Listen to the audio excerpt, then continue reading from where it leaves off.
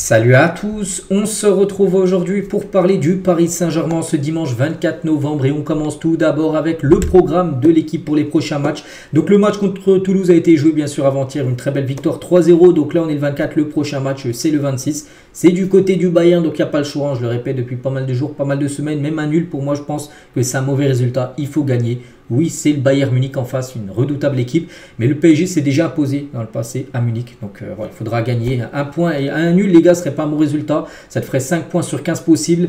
C'est pas possible, il faut gagner. Il faut prendre les 3 points obligatoires après-demain.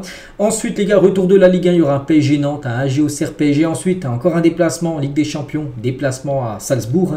Et après, il y aura PSG Lyon. Puis même le 18, les gars, même si c'est pas encore marqué, il y a ce Monaco Paris Saint-Germain qui devait se jouer le 5 janvier, du coup, qui est ramené au 18 décembre, parce que le 5 janvier, il y a plutôt le PSG Monaco, mais en trophée des champions. Donc voilà, quand même, il y a des gros matchs jusqu'à la fin de l'année, des matchs hyper importants, surtout pour moi, je pense, à la Ligue des Champions. Bref, regardez l'application WhoScored, le 11 depuis le début de la saison en championnat. On peut voir quand même deux Parisiens parmi les 5 plus gros championnats européens.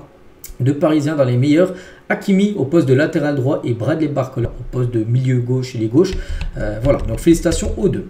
Le PSG n'a pas encore décidé de l'avenir de certains joueurs. Donc il y a des joueurs là qui vont prolonger ou qui ont déjà prolongé récemment. Mais il y a des joueurs en gros, c'est pas ce qu'ils vont faire. Enfin, surtout le club hésite avec Donnarumma, Kimpembe, Arnaud Tenas et Marco Asensio. Donc tous les 4 sont en fin de contrat, pas là en fin de saison, mais plutôt la fin de saison prochaine en 2026. Donc voilà, en gros, chaque joueur sera étudié s'il faut le prolonger de nouveau, soit il faut arrêter avec ce joueur.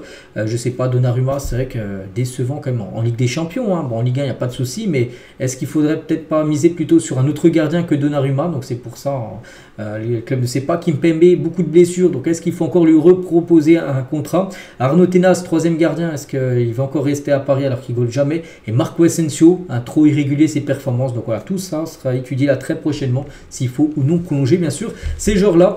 Et il y a d'autres joueurs où là, il n'y a pas de questions à se poser, des joueurs comme Achraf Hakimi est confirmé, les gars. Hakimi a bien signé sa prolongation jusqu'en 2029, donc il n'y a pas encore l'officialisation du club, mais il aurait prolongé un nouveau contrat du côté du PSG. Donc tout est réglé depuis août avec Luis Campos et maintenant il est prêt à être annoncé. Voilà, d'après Fabrizio Romano, il confirme à Fabrizio Romano qu'en gros très prochainement il y aura une annonce du Paris Saint-Germain pour annoncer la prolongation de contrat d'Hakimi jusqu'en 2029. Et s'il va jusqu'à la fin de son contrat, s'il reste au PSG jusqu'en 2029, il aura passé quand même plus de 8 ans du côté de Paris. Achraf Hakimi, donc voilà, c'est quand même une grosse satisfaction. Certainement peut-être l'un des meilleurs joueurs dans le top 2, voire top 3 des meilleurs joueurs du PSG en ce début de saison.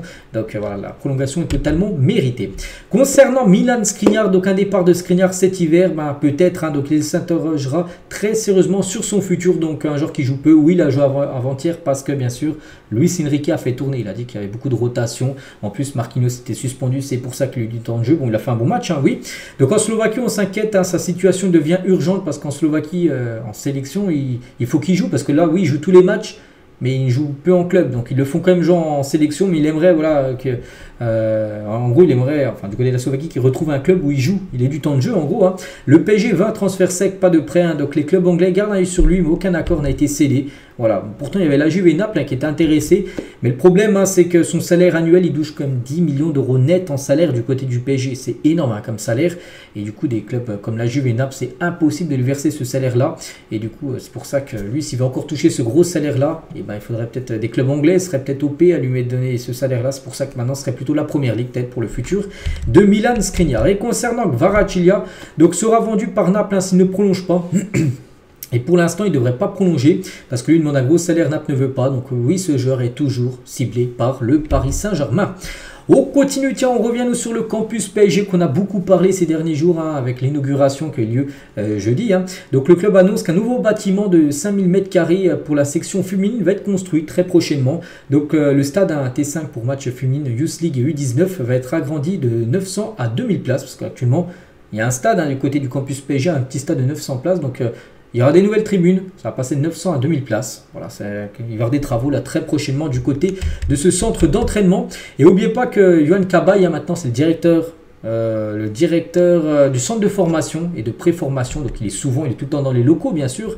Donc il a dit, donc il a eu toute une vision large et globale de la vie au centre en tant que directeur donc, du centre de formation du PSG. Des responsabilités un peu plus larges qu'avant. Donc un mot ressort, c'est l'exigence bien sûr.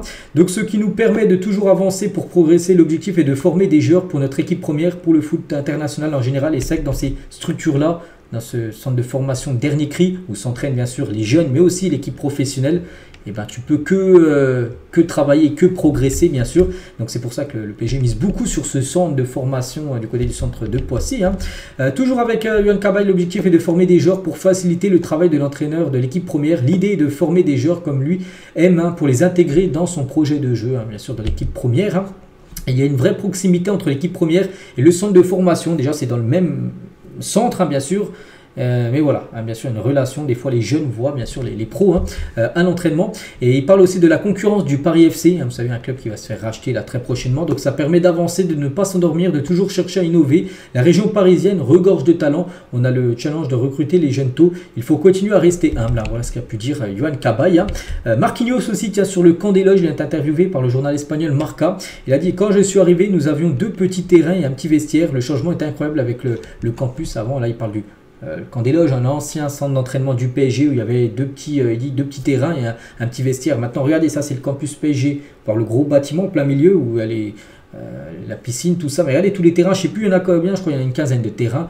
Voilà, donc pas de quoi faire, tout simplement. Il est énorme, il est énorme, bien sûr, ce centre de Poissy. Toujours avec Marquinhos, toujours avec le journal Marca. C'est un peu le projet du club. Quand je suis arrivé, on parlait de vouloir quelque chose de grand, de le réaliser. Et là, c'est quelque chose de grand. Avoir ce campus, ça montre l'ambition du club. C'est très bien, bien sûr, pour les joueurs d'être là-dedans. Toujours avec Marquinhos, ça permet d'attirer des jeunes qui viennent de la région parisienne et qui partagent. Et qui partent à l'étranger parce que d'autres clubs avaient un meilleur centre de formation. Je l'ai vu avec beaucoup de jeunes au Brésil. Voilà, des jeunes en gros qu'avant, quand ils étaient au Brésil, quittaient le Brésil pour aller peut-être en Europe parce qu'il y a des meilleurs centres de formation. À Paris, c'était à peu près la même chose. Il y avait des jeunes qui préféraient aller ailleurs que rester au PSG parce que le centre de formation n'était pas super. Mais maintenant, avec ce centre de formation dernier cri, les jeunes peut-être vont vouloir rester bien sûr. Et c'est de performer le maximum du côté des catégories jeunes de Paris. Toujours avec Marquinhos, nous devons l'utiliser à notre avantage. On voit que les jeunes arrivent de plus en plus tôt et de plus en plus préparés à de grandes choses. C'est très bien que les équipes soient structurées et fassent partie de l'équipe première. Toujours avec Marquinhos, donc c'est important car cela nous montre aussi un peu l'ambition de cette équipe et sa volonté de l'atteindre. Il est important qu'un joueur ait tout le nécessaire pour bien arriver au match afin qu'il puisse arriver préparé. C'est bien sûr dans ce centre de formation que tu te prépares. Il y a un centre d'entraînement qui vous offre tout, de la récupération à la salle, une salle de physiothérapie. Il y a beaucoup de choses auxquelles ils ont très bien pensé lorsqu'ils ont conçu le centre. Et nous, on est très heureux. Bien sûr, il y a tout. Il y a des salles vidéo, il y a des piscines, plusieurs. Il n'y a pas qu'un endroit où il y a des piscines. Il y a plusieurs endroits où tu peux récupérer dans les piscines, tout ça.